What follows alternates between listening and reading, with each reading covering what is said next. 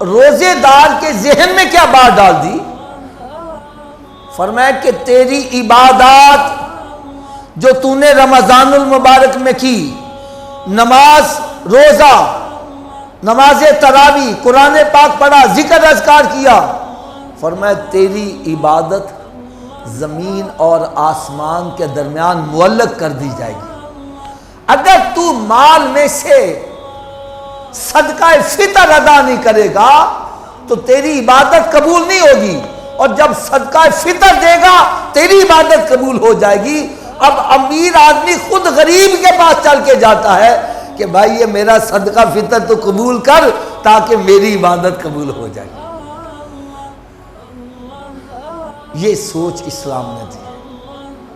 اور جو بندہ مال میں سے زکوٰۃ ادا کرتا ہے، صدقہ فطر ادا کرتا ہے، یہ اللہ کے راستے میں خرچ کرنا کہلاتا ہے۔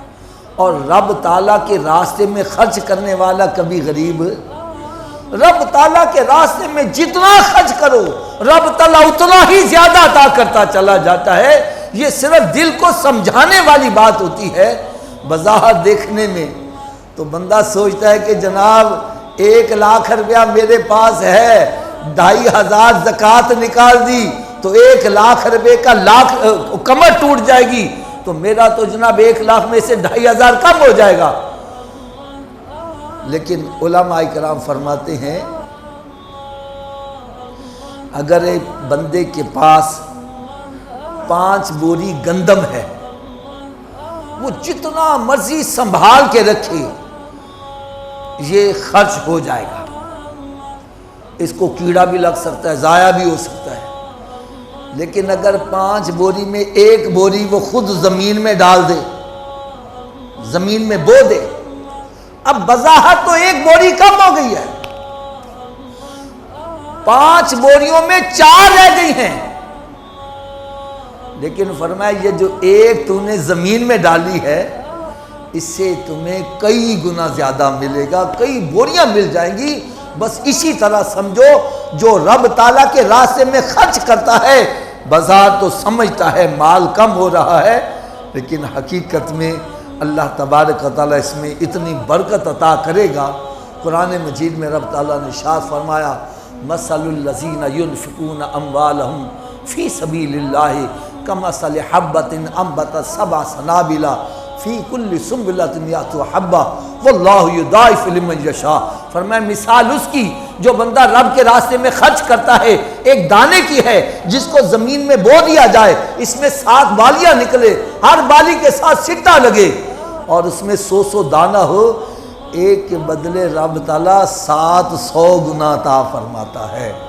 اور پھر فرمایا جس کو رب چاہتا ہے اور زیادہ بڑھا چڑھا کے دیتا ہے۔ تو اللہ تعالیٰ کے راستے میں خرچ کرنے والا کبھی غریب نہیں ہوتا، بلکہ خرچ نہ کرنے والا وہ غریب ہو جاتا ہے۔ خرچ نہ کرنے والا، قرآن مجید فرقان حمید میں اللہ تبارک و تعالیٰ نے ارشاد فرمایا والذین یکنزون الذھب والفضة ولا ينفقونها فی سبیل اللہ فبشر بعذاب علیم۔ فرمایا اللہ تعالیٰ کے دیے ہوئے مال میں سے جو اللہ کے راستے میں خرچ نہیں کرتا، ایسے بندے کو دردناک عذاب کی خوشخبری سنا دو کہ جس مال کو یہ گن گن کر رکھ رہا ہے رب کے راستے میں خرچ نہیں کرتا، فرمایا قیامت کے روز اس کا مال دوزخ کی آگ میں گرم کیا جائے گا اور اس کے چہروں پر لگایا جائے گا، اس کی پشت پر لگایا جائے گا، اس کی کروٹوں پر لگایا جائے گا۔ یہ کہے گا یا اللہ مجھے یہ کاہے کا عذاب دیا جا رہا ہے؟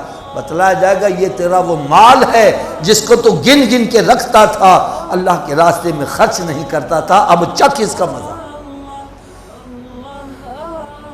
تو اللہ تعالیٰ کے راستے میں خرچ کرنا یہ دنیا اور آخرت کی بھلائی کا سبب بنتا ہے۔